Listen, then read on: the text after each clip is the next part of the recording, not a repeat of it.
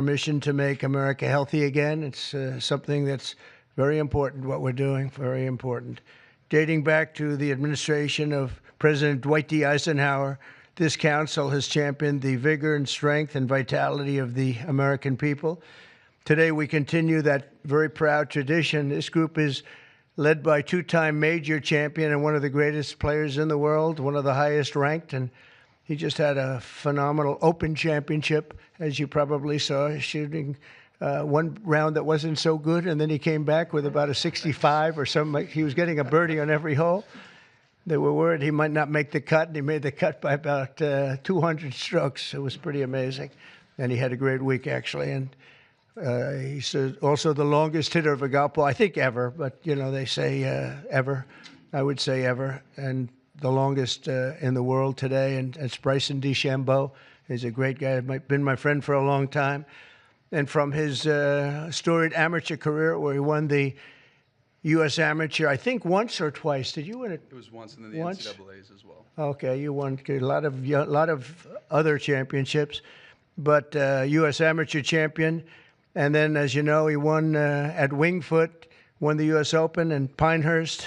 And Bryson has always been a phenomenal ambassador to sports and to golf, but generally to life, in my opinion. He's a smart guy and a good guy, great guy, loves our country. We're also pleased to be joined by Secretary of Health and Human Services, Robert F. Kennedy, Jr.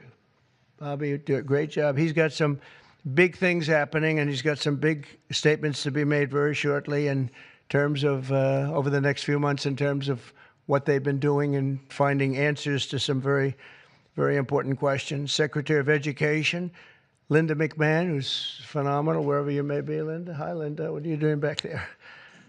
And look, you've been reading about her exploits and the job that she's been doing, and we're very proud of her. Council Executive Director, Catherine Granito. Thank you very much. Thank you. Great job.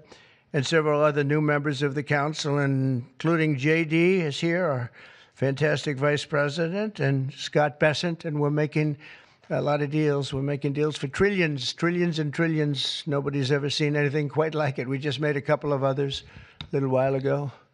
I don't know if you'd be interested right now. I won't even bother telling you. This is about sports and about health. One of the best defensive players ever, I think probably acknowledged to be the greatest defensive player in the history of the NFL, a friend of mine for a long time. Too long, right, Lawrence? Lawrence Taylor, he's an incredible guy.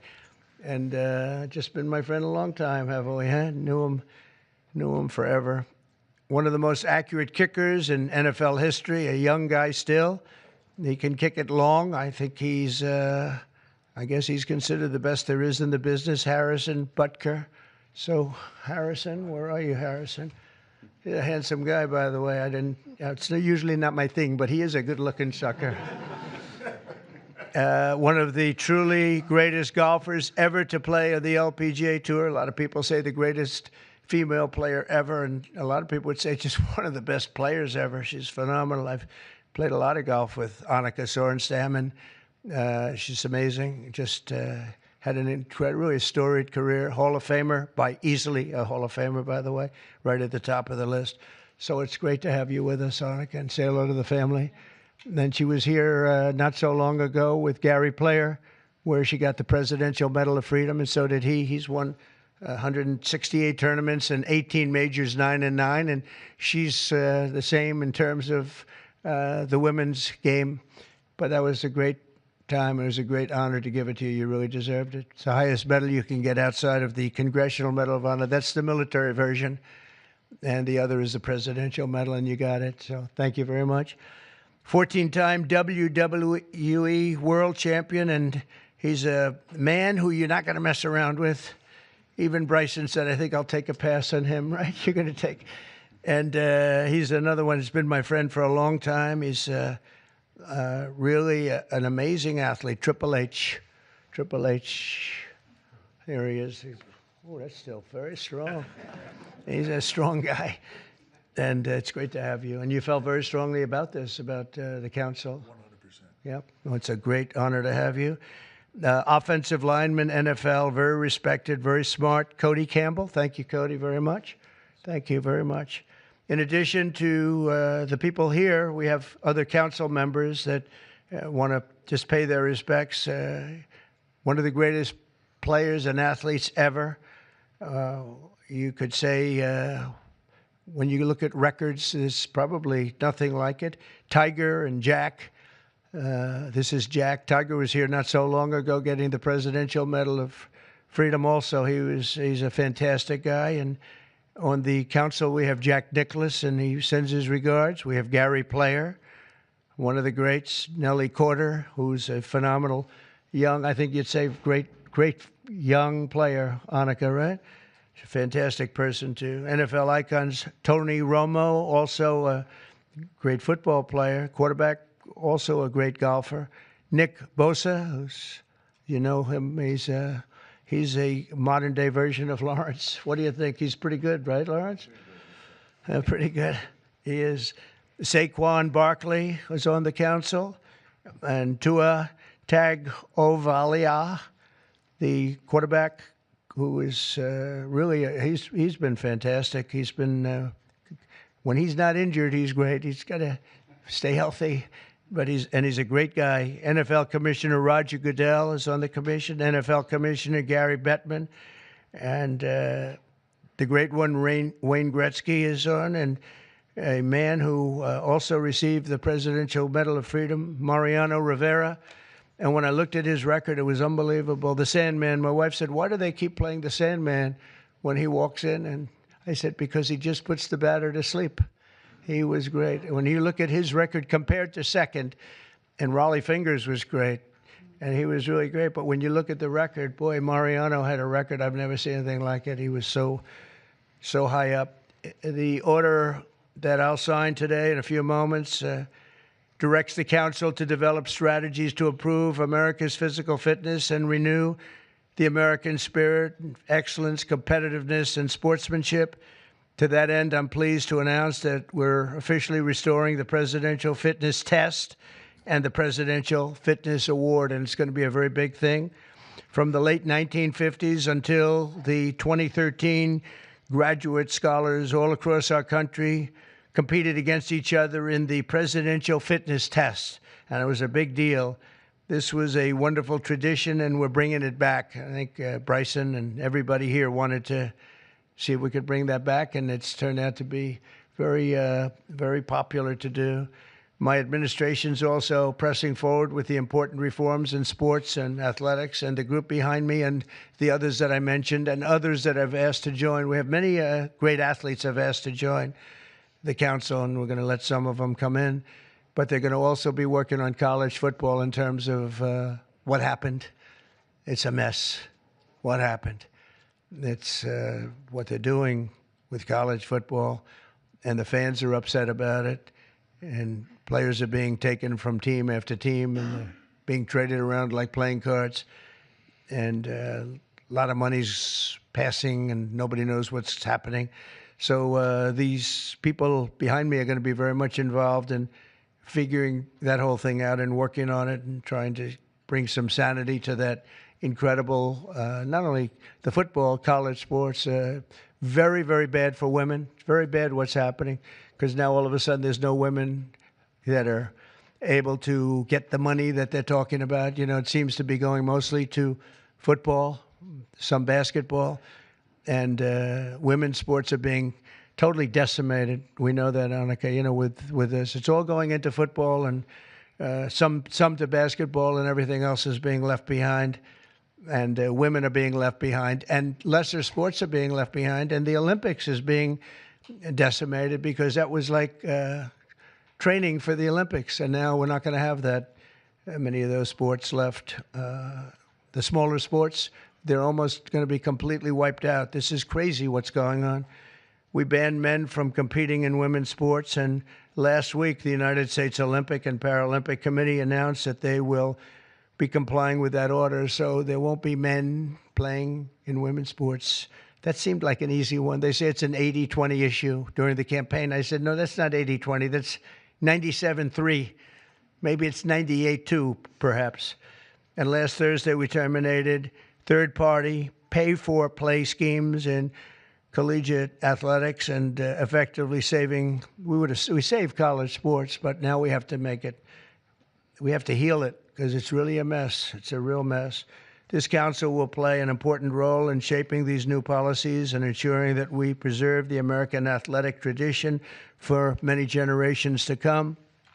And in the years ahead, we'll have the chance to showcase our nation's athletic dominance in the world stage as we host the America 250. So we have America 250, and we have, it's going to be incredible, the Patriot Games.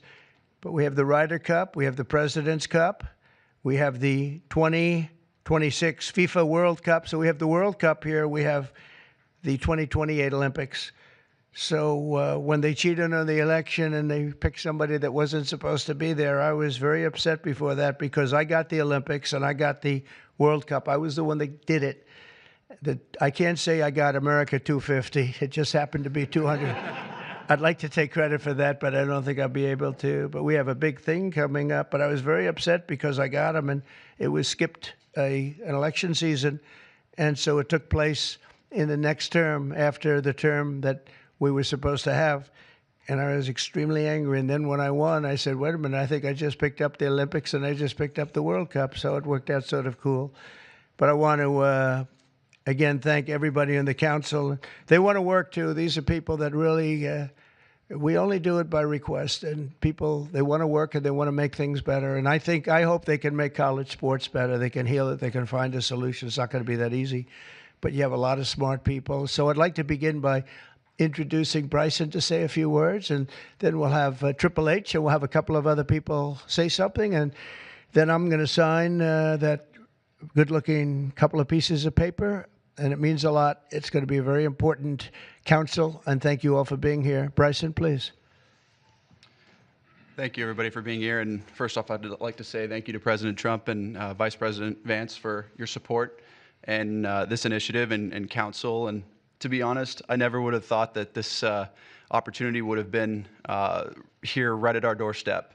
We have an opportunity at being the 70th anniversary of the President's Council on Sports, Fitness, and Nutrition to literally change the fabric of kids' lives. And our first initiative is to bring back and reignite the President's Fitness Test, and then also reestablish some key other metrics on guidelines around building some communities, and also, again, with the President's initiatives around college, we think we can help in that regard too. But we've got a great established council with us that we believe we can change the fabric of our communities and kids' livelihoods for the future generations that are to come.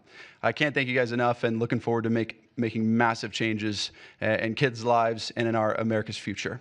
Thank you. Thank you. First of all, I'd like to say the same. Thank you to President Trump. Thank you for this honor. I'm humbled by it. I'm truly honored to be on this. Vice President Vance, thank you very much. Secretary Kennedy, truly appreciate all that everybody is doing for the health and wellness of the entire country.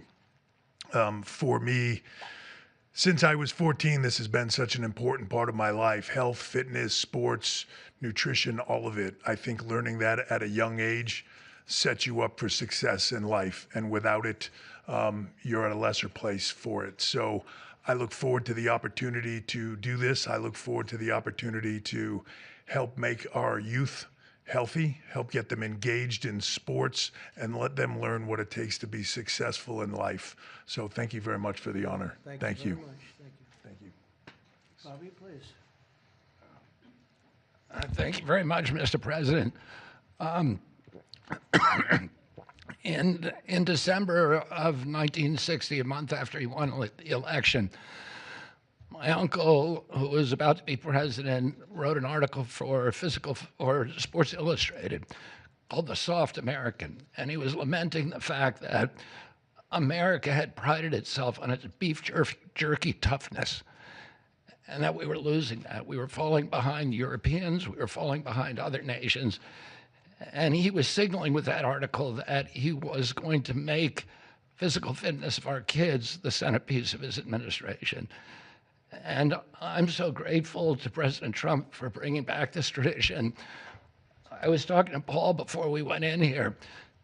We were part of the Council on Physical Fitness when we were kids. And you had to do sit-ups, you had to do pull-ups, you had to do shuttle runs, you had to do 1-mile runs. And they awarded the top 15% with a patch and with recognition and with certificates. And for me, it was a huge item of pride when I was growing up. And we need to reinstill that spirit of competition and that spirit and that commitment to nutrition and physical fitness. And I'm so grateful to President Trump for your leadership in bringing this back for our country. Thank you very much. Anna, representing the great women in sports, please. Thank you. Thank you, Mr. President, Vice President Vance. This is truly an honor. I want to thank the team behind me here for giving us trust to be able to do this. Sport has always been part of my life, and the importance of living a healthy, active lifestyle cannot be any more important than nowadays. So thank you for the trust, and I can't wait to get to work to make a difference in kids' lives, but also in people's lives. I think the time is so important. Obesity is the highest it's ever been. Mental health, as we all know, the need ought to be tackled. So thank you for the trust, and look forward to going to work with the team behind me. Appreciate it. Thank you. Lawrence, you want to say a few words? Come on up. Come on. He's a little shy, but once he gets going, nobody can stop. Oh, no, that don't stop. I'm just proud to be on this team. I don't know why. I don't know what we're supposed to be doing, but I'm here to serve, and I'm here to serve you. Okay, so I'm going to do the best I can for as long as I can. Thank you very much. Nobody like him. Come on, young superstar. Obviously very excited to be here. Thank you, Mr. President, for allowing me to serve on the council. Just excited to do my part to help make America healthy again, to help our youth be healthy and thrive and grow up and be great citizens of this country and be great family members and contribute to this great country. And I think you have to be strong in mind, in body, and soul. So thank you so much for allowing me to be here. Thank you. Thank you very much. Okay, sure, sir.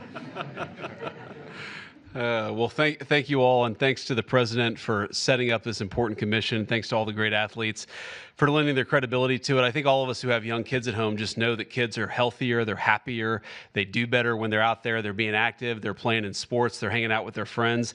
I think all of us have thought at one point in the last few years that kids spend a little too much time on their phones, maybe a little bit too much time in front of the TV, and we just want kids to do better. We want them to be healthier, we want them to be happier, and we know that getting out there, playing in sports, and being active and healthy and physically fit is a critical part of this. So all due credit to the President and Secretary Kennedy's leadership. This is all about just making our kids better citizens, better people, and happier in their daily lives. And I think this is a great team to get it accomplished. Thank you, sir. Okay, let's sign this. Linda, come on. We'll sign this for Linda. She's doing pretty well, right? Linda's amazing. Good job.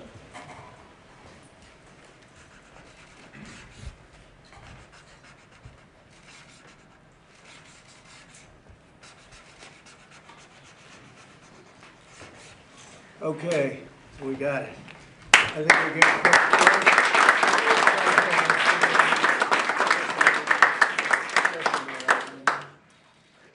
Okay. We'll pass them around, please. Okay, here you go. Thank you. Okay. That is not signed with an auto pen. There's no auto pen. We don't want auto pens in the White House. Okay? Any questions, please? About it? I think probably. Mr. President, what has sports meant to you? And did you have a sports hero growing up? Maybe Lawrence Taylor. I don't know. It could be Lawrence. Or I know him so well. Well, a lot of sports heroes. It meant a lot. I was always a person that loved playing sports. I was good at sports. When you were really focused on sports, you thought about nothing else. There was nothing else outside. It kept you. And to an extent, this is one of the reasons I like golf. You get away for a couple of hours. I play quickly and get through it. And for 2 hours, you're not thinking about all of the nonsense and all of the important things, frankly. But cleans your mind. No, I think sports is so important. I think what this council is doing is going to be very important, and it gives you a little exercise, sometimes a lot of exercise. It's a great thing. It's a great thing. Sports are, you learn about people and you learn about how people compete. Now, it doesn't mean that if somebody's not a good athlete, a lot of people just are not good athletes, so they can't compete. But you learn about people playing sports and playing sports with and against some. So I've always loved it. It's been very important to me. These people are, inspirations. These are the top people in their individual sports. The council itself, I mean, they have some of the greatest champions, for the most part, the greatest champions in their sport. So they really understand sports, and understanding it's very important. Thank you for the question. Yeah, please. Please, go ahead. Yeah, Mr. President, can you talk about your plans for the new ballroom that was announced today? Yeah. And the $200 million, that's going to be paid for by yourself as By well me, as yeah. private donations? It's a private thing, yeah. I'll do it, and we'll probably have some donors or whatever, but it's about $200 million. So we've been planning it for a long time. They've wanted a ballroom at the White House for more than 150 years, but there's never been a president that was good at ballrooms. I'm really good. In fact, I looked at one that we just built in Turnberry in Scotland, and it's incredible. We're good at building. I'm good at building things, and we'll get it built quickly and on time. It'll be beautiful, top of the line. We've retained the best architects and engineers, everything else. It'll be built over on the east side, and it will be beautiful. It'll be views of the Washington Monument. It won't interfere with the current building.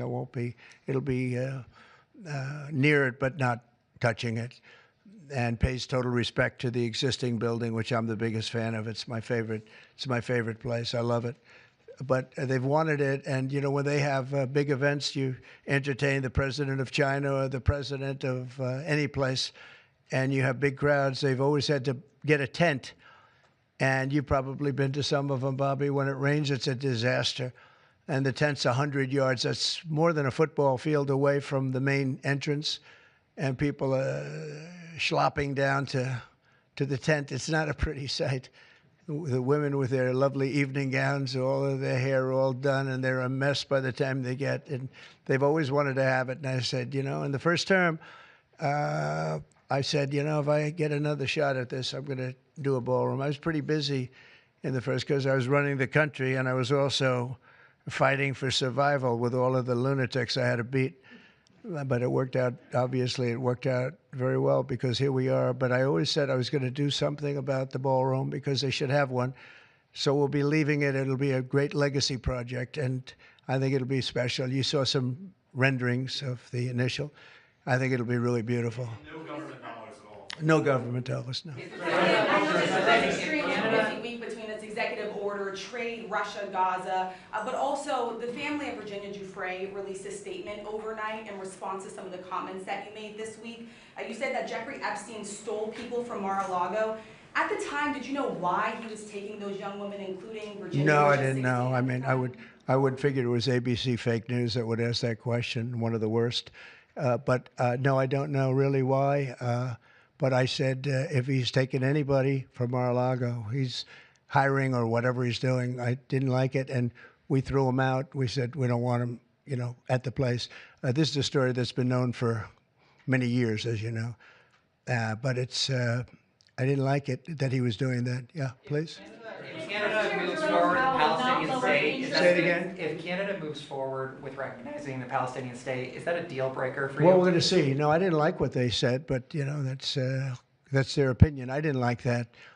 Not a deal breaker, but we haven't spoken to Canada today. He's called, and we'll see. But we have made a few deals today that are excellent deals for the country. We're taking in literally trillions of dollars for the country. This is making our country very rich and respected again.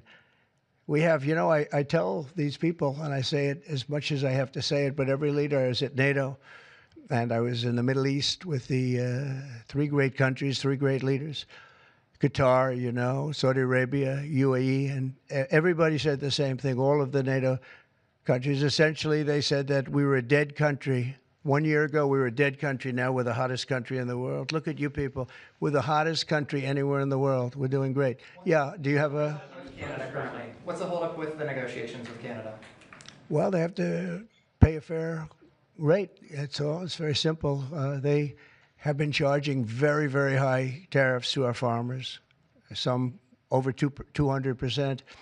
And they've been treating our farmers very badly. They've been treating our country very badly for years. And look, we like Canada. I love Canada. I have so many friends in Canada.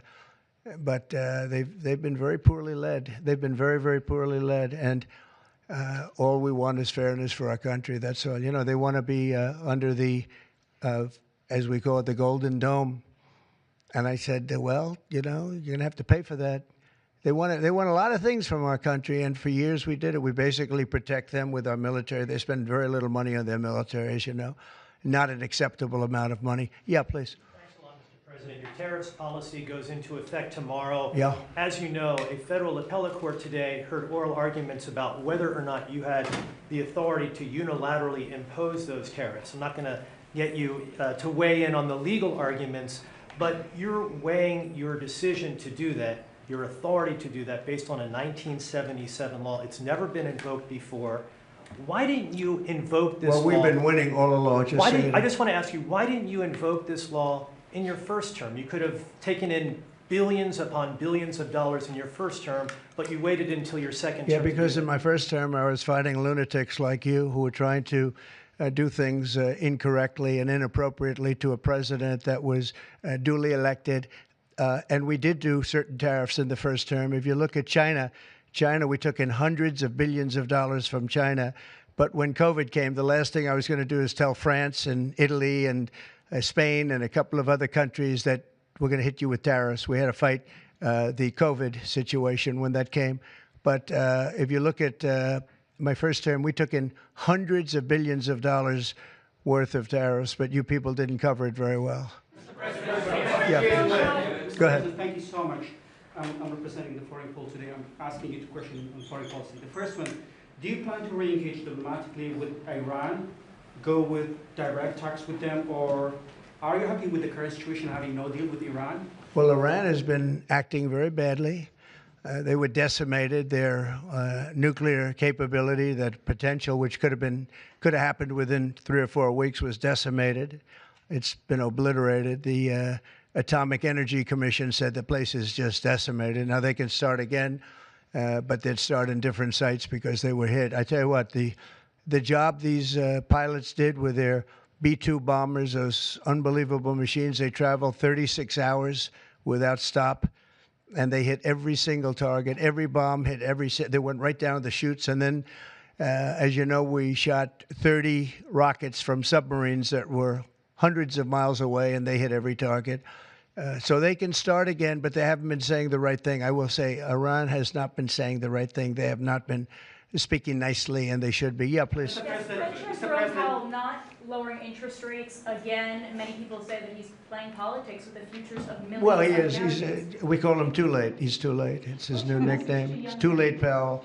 He's terrible, the Federal Reserve Chairman.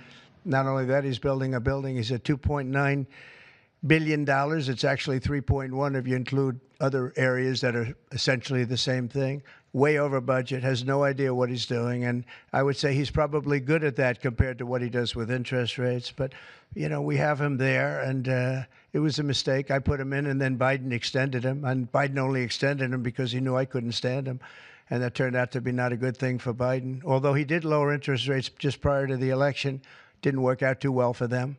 But he did lower them pretty substantially just prior to the election. No, he's a political hack, not very good.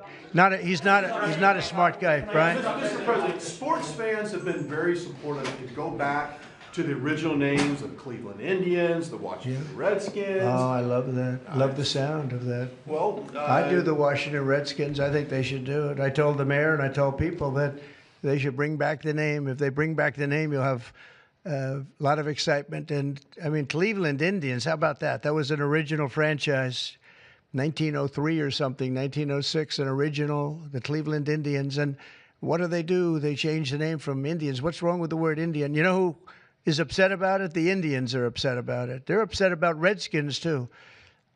So Redskins, I guess you'd say it was a little bit lesser of a case, but People want to see the Redskins, and the Indians want to see the Redskins back. No, I recommend it. I was asked that question the other day. The Washington Redskins, it's a fabled franchise. And now, I don't even know what the hell their last name is. What are they, Commanders or something? Is it Commanders? It's not a good name. About President Biden, sir. About President Biden, sir. May I ask you a question? Wait a minute. No, not you. You. Mr. President, Kamala Harris, as you know, is not running for governor of California. She's not going to do it. What do you see in her political future, sir? Well, she can't speak. She can't talk. She can't do an interview. I thought it was a very strange campaign that we had. But, you know, I had two of them. We were up by like this massive number of points on Biden, and they said, let's change to Kamala. Nobody knew who Kamala was. Nobody knew her last name, Harris. They said, we're going to get Vice President Harris. Everyone said, who the hell is Harris? They only knew her by the first name. But no, I thought she was a terrible candidate. Look, don't forget, she didn't really get the nomination. I mean, that whole nomination was strange. She was the first one out. You know, she took a good amount of points with her when she announced, but nobody knew her. And once they got to know her, she dropped out very shortly after she started. And she started with a pretty good, you know, she was like in second or third place. But I don't know. I mean, I wouldn't call her a skilled politician. Would you? She's also coming out with a book. Any plans to buy it? I don't know. Yeah, I think I'm going to buy it. I'd love to see it. No. I'd find it. Look, I find everything in politics interesting. I sort of enjoy politics. She wasn't a skilled person. You know, you have skilled politicians, really skilled politicians, and then you have some that aren't. And she was put in a very tough position, I think. She did have a 6-week honeymoon. They told me, the pros said, you know what, she's going to have a 6-week, and she did. She was like untouchable in terms of everybody thought great. But she didn't do any interviews or anything, which was strange. Not even friendly interviews with friendly reporters like her right there, a really friendly reporter. And you know what happened? People said, what's wrong with her? Why isn't she doing? She made a mistake. She should have done interviews. She didn't run a great campaign, but we beat Biden, and then we had to beat, nobody's beaten two. I had to beat two. That's like Dana White, the great Dana White has a fight, and he has a fighter that's getting the hell knocked out of him. They say, well, let's take him out and put somebody else in.